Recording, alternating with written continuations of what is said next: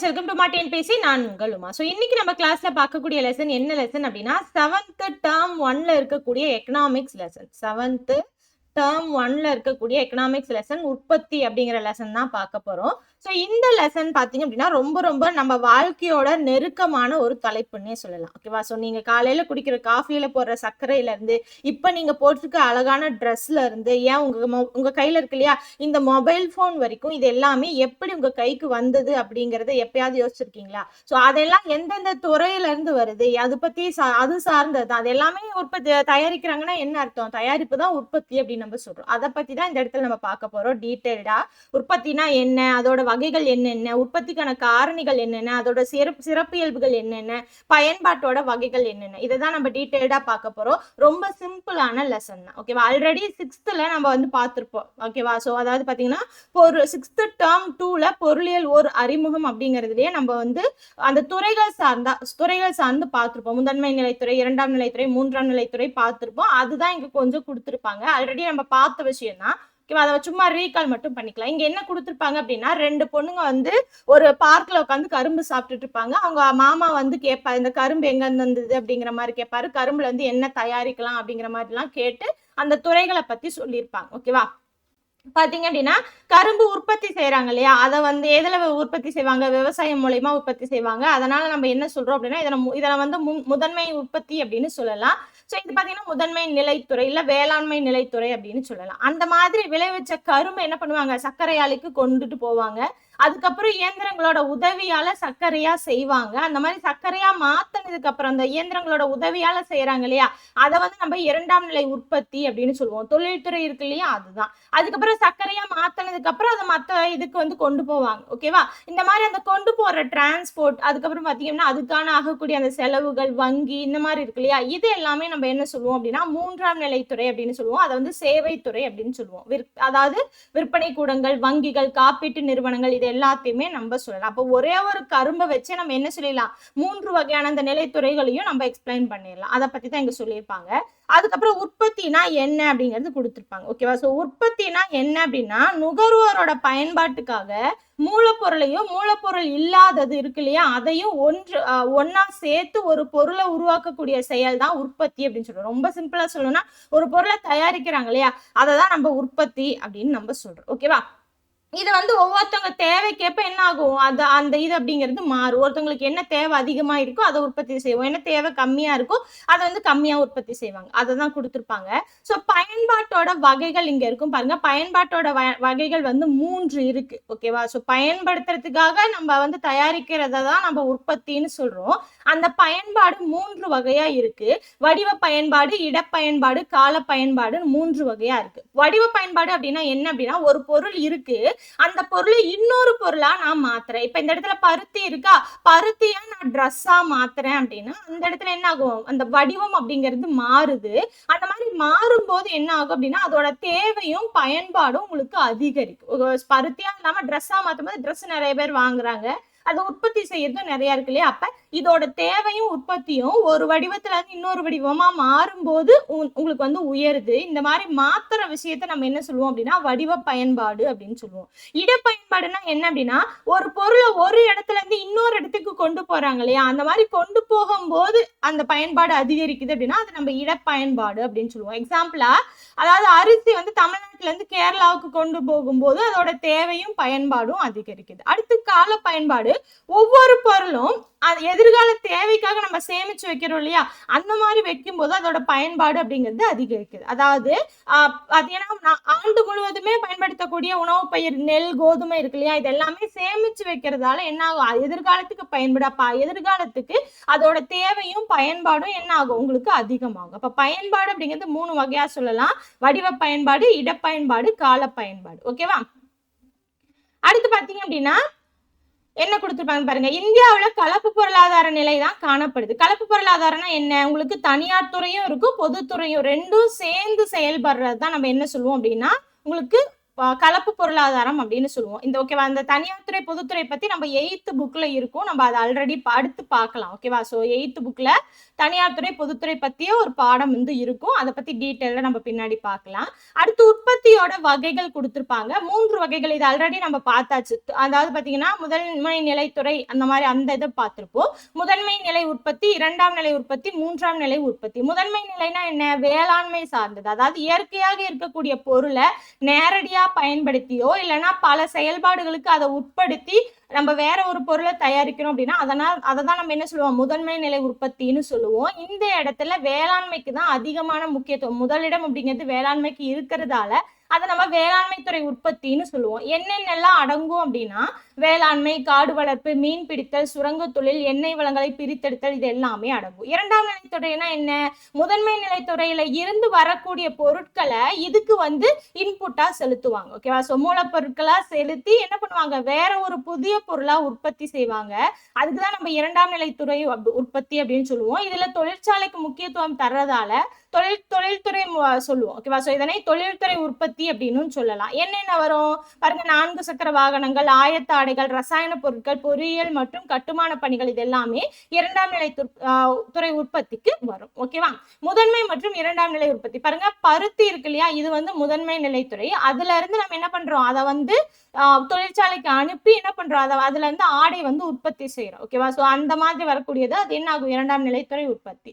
அதே மாதிரி இரும்பு தாது வந்து முதன்மை துறை அப்படின்னா அதை வந்து தொழிற்சாலைக்கு அனுப்பி நம்ம என்ன பண்றோம்? பொருட்கள் எல்லாமே, இரும்பாலான பொருட்கள் எல்லாமே தயாரிக்கிறோம் இல்லையா, அப்ப இரும்பு ஆலை அப்படிங்கிறது 2ஆம் நிலைத்துறை உற்பத்தியில வந்துடும். ஓகேவா, அடுத்து 3ஆம் நிலைத்துறை அப்படின்னா என்ன அப்படின்னா ஆசிரியர்கள், மருத்துவர்கள் இந்த மாதிரி இருக்காங்க இல்லையா, ஸோ அவங்க செய்யக்கூடிய சேவைகள் எல்லாமே 3ஆம் நிலை உற்பத்தி அப்படின்னு நம்ம சொல்லலாம்.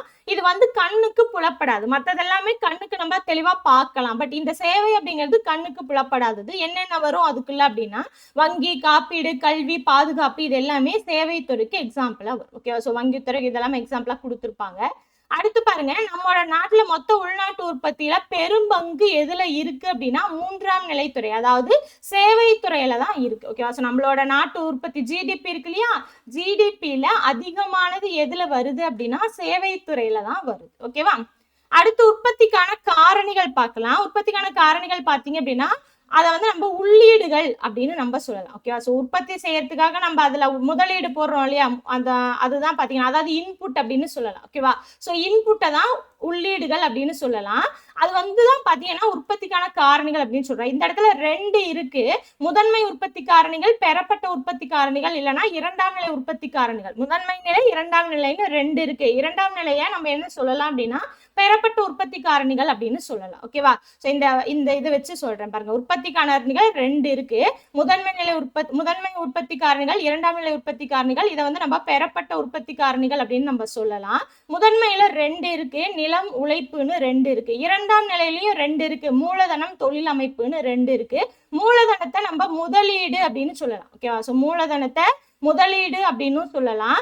தொழில் அமைப்பை தொழில் முனைவோர் அப்படின்னு சொல்லலாம். ஓகேவா, ஸோ தொழில் அமைப்பை தொழில் முனைவோர் அப்படின்னு நம்ம மாற்றி சொல்லிக்கலாம். 2 பேர் இருக்கு, தெரிஞ்சு வச்சுக்கோங்க. இன்னுமே இருக்கு, இதுல நிறைய பேர் வரும் தொழில் அமைப்புக்கு, அது எல்லாமே பின்னாடி இருக்கும், நான் சொல்றேன், அதை டீட்டெயில்டா நோட் பண்ணி வச்சுக்கோங்க. அதை அந்த மாதிரி பேர் மாத்தி கொடுத்தாங்கன்னா அப்படின்னாலும் உங்களுக்கு தெரியணும், தொழில் அமைப்பை பத்தி தான் அவங்க சொல்றாங்க அப்படிங்கிறது உங்களுக்கு தெரியணும். ஓகேவா, நிலம் பாத்தீங்க அப்படின்னா நார்மலா நிலம்னா என்ன சொல்லுவோம்? இந்த மாதிரி இருக்கக்கூடிய ஒரு நிலத்தை தான் நம்ம சொல்லுவோம் இல்லையா, பட் நிலம் அப்படிங்கிறது அதை மட்டும் குறிக்காது. ஓகேவா, என்னென்ன குறிக்கும் அப்படின்னா நிலப்பரப்பு, நீர், காற்று, கனிம வளங்கள், காடுகள், ஆறுகள், ஏரிகள், மலைகள், கடல்கள், வானிலை, காலநிலை, இது எல்லாமே நிலம் அப்படின்னு தான் இந்த இடத்துல சொல்லுவாங்க. ஓகேவா, ஸோ இது எல்லாமே மனிதனால உருவாக்கப்படாத பொருட்கள், அதாவது இயற்கை வந்து மனுஷனுக்கு இலவசமா கொடுத்திருக்கக்கூடிய கொடை அப்படின்னு நம்ம சொல்லலாம். ஓகேவா, ஸோ ஒன்லி லேண்ட் மட்டும், நிலம் கிடையாது. அடுத்து நிலத்தோட சிறப்பியல்புகள் நோட் பண்ணி வச்சுக்கோங்க. இந்த 1, 2 இருக்கு இல்லையா, இதை மட்டும் நோட் பண்ணுங்க, இந்த பேராகிராஃப் எல்லாம் தேவையில்லை. ஓகேவா, ஸோ ஒண்ணு பாருங்க, நிலம் வந்து இயற்கையோட கொடை அப்படின்னு சொல்லலாம். இது வந்து மனுஷனால உற்பத்தி செய்யாத ஒரு பொருள், அதனால இது வந்து இயற்கையோட கொடை அப்படின்னு சொல்லலாம். அடுத்து நிலத்தோட அழிப்பு அப்படிங்கிறது நிலையானது. ஓகேவா, ஸோ நிலத்தோட பரப்பளவை பார்த்தீங்க அப்படின்னா எந்த ஒரு மாற்றத்துக்கும் நம்மளால உட்படுத்த இயலாது, அதனால இந்த அழிப்பு அப்படிங்கிறது நிலையானது. அடுத்து பாத்தீங்க அப்படின்னா நிலம் வந்து அழிவில்லாது. ஓகேவா? ஸோ மனுஷனால உருவாக்கப்பட்ட எல்லா பொருட்களுமே ஒரு நாள் அழிஞ்சு போயிடும். பட் நிலம் அப்படிங்கிறது அழிவில்லாதது. அடுத்து பாத்தீங்கன்னா நிலம் ஒரு முதன்மை உற்பத்தி காரணி. அதாவது நம்ம செய்யற ஒவ்வொரு உற்பத்திக்குமே பாத்தீங்கன்னா நிலம் தான் அடிப்படையா இருக்கும். ஃபார் எக்ஸாம்பிள் பாத்தீங்கன்னா தொழிற்சாலைக்கு தேவையான மூலப்பொருட்கள் எல்லாமே பாத்தீங்க அப்படின்னா எதுல இருந்து வருது? நிலத்துல இருந்து தான் வருது. அதே மாதிரி வேளாண்மையும் எதுலதான் செய்யறாங்க? நிலத்துலதான் செய்யறாங்க. ஓகேவா? சோ அப்ப நிலம் தான் ஒரு முதன்மையான உற்பத்தி காரணி. அடுத்து நிலம் வந்து இடம் பெயராது. ஓகேவா? சோ ஒரு இடத்துல இருக்கு அப்படின்னா அந்த நிலத்தை அப்படியே பேத்து இன்னொரு இடத்துல வைக்கலாமா? முடியாது. சோ நிலம் வந்து இடம் பெயராது.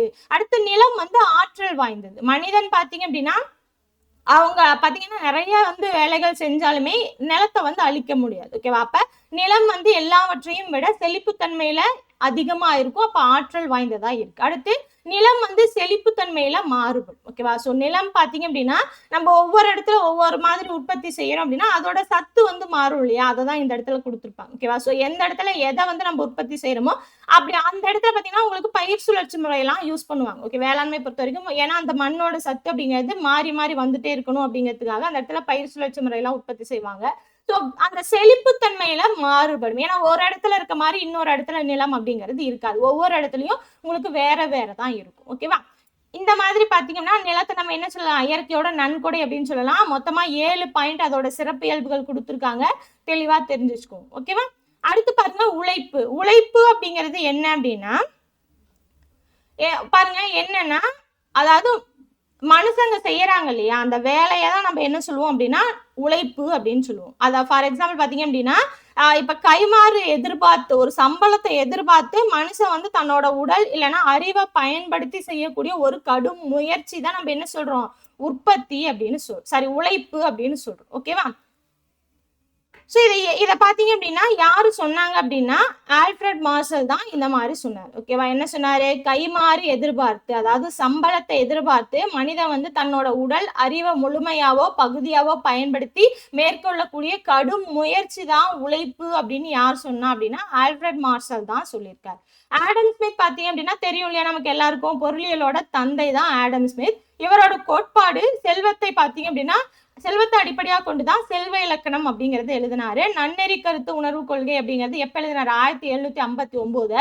நாடுகளோட செல்வம் அவற்றை உருவாக்குகின்ற காரணிகளும் ஒரு ஆய்வு அப்படிங்கிறது 1776 வந்திருக்கு. இது ரெண்டுமே அவரோட 2 சிறப்பான படைப்புகள் அப்படின்னு சொல்லலாம். ஓகேவா? சோ ரெண்டுமே 2 சிறப்பான நூல்கள். ஆடம் ஸ்மித் எழுதியது. ஆடம் ஸ்மித் பாத்தீங்க அப்படின்னா பொருளியலோட தந்தை. அடுத்து பாருங்க உழைப்பு பத்தி பார்த்தாச்சா? இப்ப உழைப்போட சிறப்பியல்புகள் என்னென்ன அப்படின்னா இது மற்ற காரணிகளை விடவும் உழைப்பு அப்படிங்கிறது அதிகமா அழியக்கூடியது. ஏன்னா இப்ப சின்ன பிள்ளைங்கள நல்லா சுறுசுறுப்பா வேலை பாக்குறாங்க அப்படின்னா அவங்கள வயசாக என்ன அந்த வேலை சுறுசுறுப்பா வேலை பார்க்கறது அப்படிங்கிறது கம்மியாகும். அப்ப அந்த உழைப்பு அப்படிங்கிறது அழியக்கூடியதா இருக்கு. அதே மாதிரி உழைப்பை சேமிச்சு வைக்க முடியாது. ஓகேவா? சோ இன்னைக்கு செய்யல அப்படின்னா அது வேஸ்ட் தான். இன்னைக்கு நான் ஒரு வேலையை செய்யல அப்படின்னா அது வேஸ்ட் தான். அந்த உழைப்பு அப்படிங்கிறத என்னால அடுத்தடுத்து கடத்திட்டு போக முடியாது, சேமிச்சு வைக்க முடியாது. ஓகேவா? சோ அதே மாதிரி வேலை இல்லாத தொழிலாளிகள் இருக்காங்களே அவங்களோட உழைப்பு அப்படிங்கிறது இதைதான் சொன்னேன். இன்னைக்கு நம்ம வேலை செய்யல அப்படின்னா அந்த இடத்துல என்னோட உழைப்பு அப்படிங்கிறது யூஸ் பண்ணல, அப்ப அது வேஸ்ட் தான். ஓகேவா? அப்புறம் உழைப்பை வந்து திரட்டவோ அடுத்த நாளுக்கு தள்ளி போடவோ நம்மளால முடியாது. ஒரு முறை இழந்துட்டோம் அப்படின்னா மறுபடியும் அதை வந்து பெற இயலாது. அடுத்து பாருங்க உற்பத்தியில உழைப்பு அப்படிங்கிறது ஒரு செயற்படு காரணி. ஓகேவா? உற்பத்தியில முதன்மை காரணி என்னது? உங்களுக்கு நிலம் வரும். இந்த இடத்துல செயற்படு காரணி அப்படிங்கிறது உழைப்பு. ஓகேவா? நிலமோ மூலதனமோ இல்லாம நம்ம என்ன பண்ண முடியாது? அதிகமான உழைப்பை வந்து கொடுக்க முடியும். அதாவது உழைப்பு இல்லாம அதிகமா உற்பத்தியை நம்மளால செய்ய முடியாது. உழைப்பு அப்படிங்கிறது ஒரே சீரானதா இருக்காது. ஒவ்வொருத்தவங்களுக்கும் ஒவ்வொரு திறமை இருக்கும், ஒவ்வொருத்தவங்களுக்கும் ஒவ்வொரு பயிற்சி கொடுத்துருப்பாங்க. அப்ப அந்த மாதிரி இருக்கிறதால ஒரு நபருக்கு ஒரு நபர் அப்படிங்கிறது உழைப்பு அப்படிங்கிறது மாறும். உழைப்பு அப்படிங்கிறது உழைப்பாளர் கிட்ட இருந்து பிரிக்க முடியாது. ஓகேவா? சோ அந்த உழைப்பாளர் தான் உழைப்பு செய்யறாங்க அப்படின்னா அவங்க கிட்ட இருந்து அதை பிரிக்க முடியாது. இது வந்து இடம்பெயரக்கூடியது. ஏன்னா கம்மியா வந்து சம்பளம் தராங்க அப்படின்னா அந்த இடத்துல இருந்து விட்டுட்டு வேற இடத்துக்கு வந்து அவங்க போவாங்க. அதிகமா சம்பளம் தரக்கூடிய இன்னொரு இடத்துக்கு போவாங்க. அப்ப இந்த இடத்துல இருக்கக்கூடிய உழைப்பு அப்படிங்கிறது அந்த இடத்துக்கு போயிடும். அப்ப உழைப்பு அப்படிங்கிறது இடம்பெயரக்கூடியது. அதே மாதிரி தனியா உழைக்கக்கூடிய உழைப்பாளர்கிட்ட பேரம் பேசும் ஆற்றல் வந்து கம்மியா இருக்கும். இதுவே நிறைய பேர் இருக்காங்க அப்படின்னா அந்த இடத்துல அந்த பேரம் பேசுறது அதிகமா இருக்கும். அடுத்து வேலை பகுப்பு முறை. வேலை பகுப்பு முறை அப்படிங்கிறத ஆடம் ஸ்மித் தான் நாடுகளோட செல்வமும் அவற்றை உருவாக்கும் காரணிகளும் ஒரு ஆய்வு அப்படிங்கிற நூல் இருக்கு இல்லையா, அதன் மூலயமா தான் அறிமுகப்படுத்தினாரு. அதாவது இது என்ன அப்படின்னா, வேலை பகுப்பு முறை என்ன அப்படின்னா, வேலையை தனித்தனியா பிரிச்சு கொடுக்கறது. ஓகேவா? ஸோ ஃபார் எக்ஸாம்பிள் இப்ப பாத்தீங்க அப்படின்னா ஒரு கார்மெண்ட்ஸ் இருக்குன்னு வச்சுக்கோங்களேன். அந்த கார்மெண்ட்ஸ்ல எல்லாருமே ஒரு ட்ரெஸ் தைக்கிறாங்க. இப்போ ஒரு ஷர்ட் தைக்கிறாங்க அப்படின்னா எல்லாருமே ஃபுல் அண்ட் ஃபுல் ஒவ்வொரு ஷர்ட்டை முழுசா முடிச்சு வெளியே அனுப்புவாங்களா அப்படின்னா கிடையாது. ஒவ்வொருத்தவங்க ஒவ்வொன்றும் செய்வாங்க இல்லையா. கட்டிங் போடுறது ஒருத்தங்களா இருக்கும், அதுக்கப்புறம் அதை வந்து ஜாயின் பண்றவங்கள ஒருத்தங்களா இருக்கும், அதுக்கப்புறம் பாத்தீங்கன்னா காலர் செய்யறது ஒருத்தங்களா இருக்கும், காலரையும் அந்த ஷர்ட்டையும் ஜாயின் பண்றது ஒருத்தங்களா இருக்கும், கை வைக்கிறது ஒருத்தங்களா இருக்கும், பட்டன் போடுறது ஒருத்தங்களா இருக்கும், காஜா அடிக்கிறது ஒருத்தங்களா இருக்கும். இந்த மாதிரி பிரிச்சு அந்த வேலையை கொடுத்துருவாங்க இல்லையா. இந்த மாதிரி கொடுக்கறது தான் நம்ம வேலை பகுப்பு முறை அப்படின்னு சொல்றோம். ஓகேவா? இதான் எக்ஸாம்பிளா கொடுத்துருப்பாங்க. ஸோ வேலை பகுப்பு முறையோட நன்மைகள் என்ன அப்படின்னா, இப்போ ஒருத்தவங்க ஒரு வேலையை ரிப்பீட்டடா செஞ்சுக்கிட்டே இருக்காங்க அப்படின்னா அவங்களுக்கு அந்த ஸ்பீட் அப்படிங்கிறது வந்துடும். இப்போ வந்து காஜா அடிக்கிறாங்க, பட்டன் அடிக்கிறாங்கன்னு வச்சுக்கோங்களேன். அவங்க வந்து ரிப்பீட்டடா அதை செஞ்சுட்டே இருக்கும்போது என்ன ஆகும், அந்த ஸ்பீட் அப்படிங்கிறது அதிகமாகிக்கிட்டே போகும். ரொம்ப குயிக்கா அதிகமான வேலை, அதாவது அதிகமா ஷர்ட் இருக்கு அப்படின்னாலுமே ரொம்ப குயிக்கா அவங்களால முடிச்சிட முடியும். அதே மாதிரி நவீன இயந்திரத்தோட உற்பத்தியை பார்த்தீங்கன்னா அதிகமா பயன்படுத்துறதுக்கு இது வந்து இது வந்து வழிவகுக்குது. ஓகேவா? எக்ஸாம்பிள் என்ன கொடுத்துருப்பாங்க அப்படின்னா, கம்பி இல்லா தந்தியோட கண்டுபிடிப்பு கொடுத்துருப்பாங்க. காலமும் மூலப்பொருளும் மிக திறமையா அந்த இடத்துல பயன்படுத்துவாங்க. ஸோ ஒரே ஆளுங்க ரிப்பீட்டடா அதை செய்ய என்ன ஆகும், உங்களுக்கு அதிகமான பொருட்களை சீக்கிரமா செஞ்சு முடிச்சிருவாங்க. அதே மாதிரி மூலப்பொருட்களும் உங்களுக்கு என்ன ஆகும், மிக திறமையா அந்த இடத்துல பயன்படுத்துவாங்க. அவங்களுக்கு என்ன கொடுக்கணுமோ அதை கரெக்டா கொடுத்து வாங்கிக்குவாங்க. இதுல இருக்கக்கூடிய தீமைகள் என்னென்ன அப்படின்னா, ஒரே வேலையை ரிப்பீட்டடா செஞ்சுட்டே இருக்கும்போது என்ன ஆகும் அப்படின்னா ஒரு சலிப்பு வந்து தட்டும் இல்லையா. அதையே ரிப்பீட்டடா அதை ரோபோட் மாதிரி காலையில எழுந்திருக்கிறோம், இதை பண்றோம் அதை பண்றோம் அப்படிங்கிற மாதிரி ரிப்பீட்டடா ஒன்று திரும்ப செஞ்சுட்டே இருக்கிறதால அதுல வந்து நமக்கு என்ன ஆகும், ஒரு சுவையற்ற களிப்பற்ற தன்மை அப்படிங்கிறது உருவாகும். இது வந்து மனித தன்மையை வந்து அளிக்குது. அடுத்து பாத்தீங்கன்னா ஒரு பகுதி ஒரு பார்ட்டை மட்டுமே, இப்ப காஜா அடிக்கிறாங்க அப்படின்னா அதை மட்டுமே அவங்க செஞ்சுட்டு இருக்காங்க அப்படின்னா அவங்களுக்கு மத்த வேலையில அந்த தேர்ச்சி அப்படிங்கிறது இருக்காது. ஓகேவா? ஸோ மத்த வேலையை அவங்களுக்கு வந்து தெரியாது அப்படிங்கிறத விட தெரிஞ்சாலுமே இந்த அளவுக்கு ஸ்பீடா அவங்களால செய்ய முடியாது. அதை தெரிஞ்சுக்கிறதுக்கும் ஆர்வம் அப்படிங்கிறது வேணும். இதையே செஞ்சுட்டு இருந்தாங்க அப்படின்னா அதை கத்துக்கவும் முடியாது. ஓகேவா? இதனால பாத்தீங்க அப்படின்னா கைவினை பொருட்களோட வளர்ச்சி அப்படிங்கிறது பாதிக்கப்படுது. ஒரு தொழிலாளி ஒரு பொருளை முழுசா உருவாக்குற அந்த மன நிறைவு அப்படிங்கறத இந்த இடத்துல இருக்காது. ஏன்னா அவங்க கொஞ்சம் தானே செய்யறாங்க. நான் சட்டை ஃபுல்லா தைச்சேன் அப்படின்னு யாராலையும் சொல்ல முடியாது. ஏன்னா ஒவ்வொருத்தவங்களும் விட்டு வேலை செய்யறாங்க. அப்படிங்கும் போது ஒரு பொருளை முழுசா உருவாக்குன அந்த திருப்தி அப்படிங்கிறது அவங்களுக்கு இருக்காது. ஓகேவா? இது எல்லாமே தீமைகள். அடுத்து பாத்தீங்கன்னா மூலதனம் அப்படிங்கிறது நான் என்ன சொன்னேன், முதலீடு அப்படின்னு சொன்னேன். ஓகேவா? இது வந்து பல்வேறு பண்டங்களை உற்பத்தி செய்யறதுக்காக மனித முயற்சியால உருவாக்கப்பட்டதுதான் நம்ம என்ன சொல்லுவோம் அப்படின்னா மூலதனம் அப்படின்னு சொல்லுவோம். ஓகேவா? ஸோ ரொம்ப சிம்பிளா சொன்னோம் அப்படின்னா மூலதனம் அப்படிங்கிறது பணத்தை குறிக்கும். இன்வெஸ்ட்மெண்ட் பண்றோம் இல்லையா, பணத்தை குறிக்கிறது தான் மூலதனம். செல்வத்தை உற்பத்தி செய்யறதுக்காக ஒதுக்கப்பட்ட செல்வம் அப்படிங்கிறதையும் நம்ம மூலதனம் அப்படின்னு சொல்லலாம். மார்ஷலோட கருத்துப்படி பார்த்தீங்க அப்படின்னா இயற்கையின் கொடை தவிர்த்த வருமானம் அளிக்கக்கூடிய பிற வகை செல்வங்களை தான் மூலதனம் அப்படின்னு சொல்றாரு. இயற்கையோட கொடை நிலம் அப்படின்னு வந்துடும். அதை தவிர வருமானம் வரக்கூடிய மற்ற செல்வங்களை தான் மூலதனம் அப்படின்னு சொல்றாங்க. ஓகேவா? மூலதனத்தோட வடிவங்கள் எப்படி இருக்கும் அப்படின்னா பரும பொருள் மூலதனம் இல்லைன்னா பொருட்சார் மூலதனம். இப்ப மூலதனம்னா என்ன பண்ணலாம், இப்ப நான் மிஷின் மேல இன்வெஸ்ட் பண்ணிருக்கேன் அப்படின்னா அந்த மிஷின் அப்படிங்கிறது ஒரு இன்வெஸ்ட்மெண்ட் தான் இல்லையா. அப்ப இயந்திரங்கள், கருவிகள், கட்டடங்கள் இது எல்லாமே மூலதனம் தான். இதை எப்படி நம்ம சொல்லலாம் அப்படின்னா பரும பொருள் மூலதனம் இல்லைன்னா பொருட்சார் மூலதனம் அப்படின்னு நம்ம சொல்லலாம். அடுத்து பாத்தீங்கன்னா பண மூலதனம் இல்லைன்னா பணவியல் மூலதனம். இதுதான் பாத்தீங்கன்னா அமௌண்ட், வங்கி வைப்புகள், பங்குகள், பத்திரங்கள் இது எல்லாத்தையுமே குறிக்கும். அடுத்து மனித மூலதனம் இல்லைன்னா மனித திறன் அப்படின்னு சொல்லலாம். இது பாத்தீங்கன்னா கல்வி, பயிற்சி, சுகாதாரம் இது எல்லாமே. ஓகேவா? ஸோ ஒருத்தங்களுக்கு ஒரு வேலை கொடுக்குறாங்கன்னா அந்த வேலை செய்யறதுக்கு உண்டான அந்த இது கொடுப்பாங்க இல்லையா, ட்ரைனிங் கொடுப்பாங்க இல்லையா, அதவும் ஒரு மூலதனம் அப்படின்னு தான் சொல்றாங்க. அப்ப மொத்தமா 3 மூலதனங்களை 3 வடிவங்களா சொல்றாங்க. பரும பொருள் மூலதனம், பண மூலதனம், மனித மூலதனம் அப்படின்னு மூலதனத்தோட வடிவங்களை 3ஆ நம்ம சொல்லலாம். இதோட சிறப்பியல்புகள் என்னென்ன அப்படின்னா இது வந்து ஒரு செயலற்ற ஒரு உற்பத்தி காரணி அப்படின்னு சொல்லலாம். ஓகேவா? செயல்படும் உற்பத்தி காரணி பார்த்தோம், இது செயலற்ற உற்பத்தி காரணி. இது வந்து மனித முயற்சியாலதான் உருவாக்குறாங்க. இது உற்பத்தியில தவிர்க்க முடியாத காரணி இல்லை. ஏன்னா இன்வெஸ்ட்மெண்ட் பண்ணி தான் ஒரு தொழிலை செய்யணுங்கிற அவசியம் கிடையாது. ஒரு சில தொழிலுக்கு இன்வெஸ்ட்மெண்ட் பண்ணலாம், ஒரு சில தொழிலுக்கு இன்வெஸ்ட்மெண்ட் இல்லாமையும் அந்த தொழிலை நம்ம செய்யலாம். அந்த மாதிரியும் இருக்கு. அப்ப இது இல்லாமையும் நம்ம உற்பத்தி அப்படிங்கிறது நடக்கும். மூலதனம் வந்து வந்து அதிகமா இயங்கக்கூடிய தன்மையுடையது. இதுல அளிப்பு நெகிழும் தன்மை இருக்கு. மூலதனம் வந்து ஆக்கமுடையதா இருக்கு. பல வருஷம் அது வந்து நீடித்து இருக்கும். மூலதனத்தை ஈடுபடுத்ததோட நோக்கம் என்ன அப்படின்னா எதிர்காலத்துல வருமானம் வரும் அப்படிங்கறத பொறுத்து தான் நம்ம பண்றோம். ஓகேவா? ஒரு லாப நோக்கத்தோட தான் என்ன பண்ணுவோம், இன்வெஸ்ட்மெண்ட்டே பண்ணுவோம். ஒரு தொழிலுக்கு இன்வெஸ்ட்மெண்ட் பண்றோம் அப்படின்னா என்ன, அதனால அந்த தொழில நம்ம மேல மேல வந்து லாபம் பார்க்கலாம் அப்படிங்கிற அந்த இதுதான் இருக்கும். ஓகேவா? சோ அது வந்து எதிர்கால வருமானத்துக்காக நம்ம செய்யறது தான் மூலதனம் அப்படிங்கிறது. அடுத்து பாத்தீங்க அப்படின்னா தொழில் முனைவோர் இல்லைன்னா தொழில் அமைப்பு அப்படின்னு சொல்லலாம். ஓகேவா? சோ தொழில் முனைவோர் அப்படிங்கிறவங்க என்ன அப்படின்னா இந்த மாதிரி இப்ப பார்த்தோம் இல்லையா, நிலம், உழைப்பு, மூலதனம், இந்த மூணையும் பார்த்தோம் இல்லையா, இந்த மூணையுமே ஒருங்கிணைச்சு செயல்படுறவங்களை தான் நம்ம என்ன சொல்லுவோம் அப்படின்னா தொழில் முனைவோர் இல்லைன்னா தொழில் அமைப்பு அப்படின்னு சொல்லுவோம். இந்த காரணிகள் எல்லாத்தையுமே சரியான அளவுல முறையா தொடங்கி எந்த ஒரு இடர்பாடும் இருக்கிறத ஏத்துக்கிட்டு உற்பத்தியை அதிகரிக்கிறதுக்கு முயல்படுறவங்க தான் நம்ம என்ன சொல்லுவோம் அப்படின்னா தொழில் முனைவோர் அப்படின்னு சொல்லலாம். இவங்களை வந்து தொழில் அமைப்பாளர் அப்படின்னு சொல்லலாம், இல்லைன்னா சமுதாய மாற்றம் காணும் முகவர் அப்படின்னு சொல்லலாம். ஸோ தொழில் அமைப்புக்கு வேறு வேறு அந்த பெயர்கள் இருக்கு, தெரிஞ்சு வச்சுக்கோங்க. தொழில் முனைவோர், தொழில் அமைப்பு, தொழில் அமைப்பாளர், அதுக்கப்புறம் சமுதாய மாற்றம் காணும் முகவர், இப்படியெல்லாம் நம்ம சொல்லலாம். இவங்க பாத்தீங்க அப்படின்னா உற்பத்தியை கொடுக்கறது மட்டும் இல்லாம சமுதாய நலம் மேம்படுறதுக்கும் காரணமா இருக்காங்க. ஓகேவா? இது ரெண்டும் தெளிவா தெரிஞ்சுக்கோங்க. சமுதாய நலம் மேம்படுறதுக்கு காரணமா இருக்கிறதாலதான் நம்ம இவங்களை என்ன சொல்றோம், சமுதாய மாற்றம் காணும் முகவர் அப்படின்னு சொல்றோம். இதை வந்து கூற்று காரணமா கூட கேட்கலாம். ஓகேவா?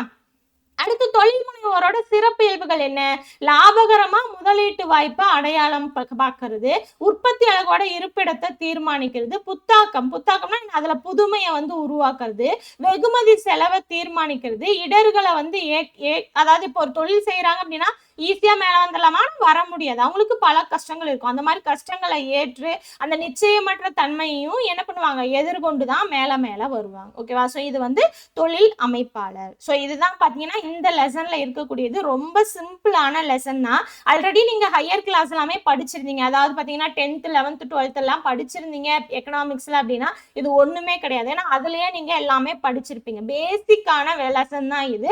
சோ இதுல நம்ம என்னென்ன பார்த்தோம், உற்பத்தினா என்ன, அதுக்கப்புறம் உற்பத்தியோட வகைகள் என்னென்ன, உற்பத்திக்கான காரணிகள் என்னென்ன, காரணிகள் 4 காரணிகள் இருக்கு, நிலம், அதுக்கப்புறம் பாத்தீங்கன்னா உழைப்பு, மூலதனம், அதுக்கப்புறம் தொழில் அமைப்பு, இந்த மாதிரி 4 வகைகள். அந்த 4 வகைகளோட சிறப்பியல்புகள் என்னென்ன, நன்மை தீமைகள் என்னென்ன, பயன்பாட்டோட வகைகள் என்னென்ன, இதை தான் நம்ம தெளிவா பார்த்தோம் இல்லையா? ஸோ ஃபுல்லா நோட் பண்ணி வச்சுக்கோங்க. ஹையர் கிளாஸ் படிச்சிருந்தீங்க அப்படின்னா இதை நீங்க நோட் பண்ணுங்கிற அவசியம் கூட கிடையாது. இப்பதான் இந்த கிளாஸை பாக்குறீங்க அப்படின்னா நோட் பண்ணி வச்சுக்கோங்க. ஓகேவா? ஸோ அவ்வளவுதான். அடுத்தடுத்த கிளாஸ்ல நம்ம எக்கனாமிக் கிளாஸ் இன்னுமே நிறைய பார்க்கலாம். ஓகேவா? இந்த கிளாஸ் எந்த அளவுக்கு யூஸ்ஃபுல்லா இருந்துன்னு சொல்லிட்டு கமெண்ட் பாக்ஸ்ல கமெண்ட் பண்ணுங்க. அடுத்தடுத்த கிளாஸ்ல பார்க்கலாம். தேங்க்யூ.